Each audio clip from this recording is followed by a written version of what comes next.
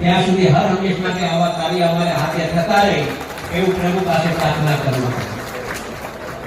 મિત્રો, કોળી સમાજ એ ખૂબ પ્રેમ આપ્યો છે.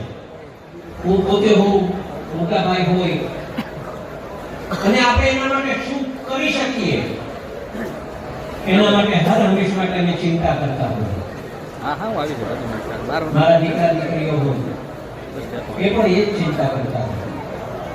મોટાભાઈ મારા ઘરના મોભી છે, અને તમે જોયું હશે કે આપણા સમાજનો એટલો પ્રેમ અને આપણા સમાજને જે એકતા કરીને બાંધીને પ્રયત્ન રાખવા માટેના કર્યા છે. હું મોટાભાઈનો પ્રેમ ક્યારેય નહીં ભૂલી શકું, એનો ઋણ ક્યારેય નહીં ભૂલી શકું.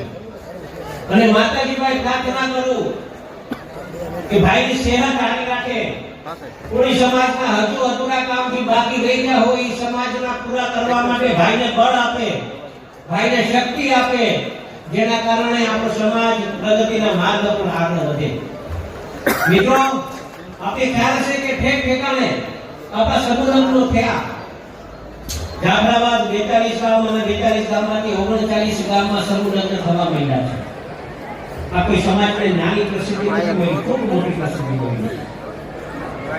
અને આનાથી આર્થિક આપણા સમાજને ખૂબ મોટો લાભ પણ થયો છે. અને હું આવતા દિવસોમાં એક જનપ્રતિનિધિ તરીકે તો ઠીક છે, પણ એક સમાજના આગેવાન તરીકે પણ સમાજને સાચી રાહ બતાવી, સમાજને સાચી દિશા બતાવવાનું કામ એ સમાજના ફાળામાં જતું હોય છે, અને સમાજના આગેવાનોના ફાળામાં જતું હોય છે. ત્યારે હું ગામોગામ આપણા સમાજની કમિટી બને, ગામોગામ આપણા સમાજનું ઘડતર નક્કી થાય, ગામોગામ આપણા સમાજના નિયમો નક્કી થાય. એ આવતા દિવસોમાં કાર્ય કરવા માટે આપ સૌના આશીર્વાદ, આગેવાનોના આશીર્વાદ આપણે અનિવાર્ય રહેશે.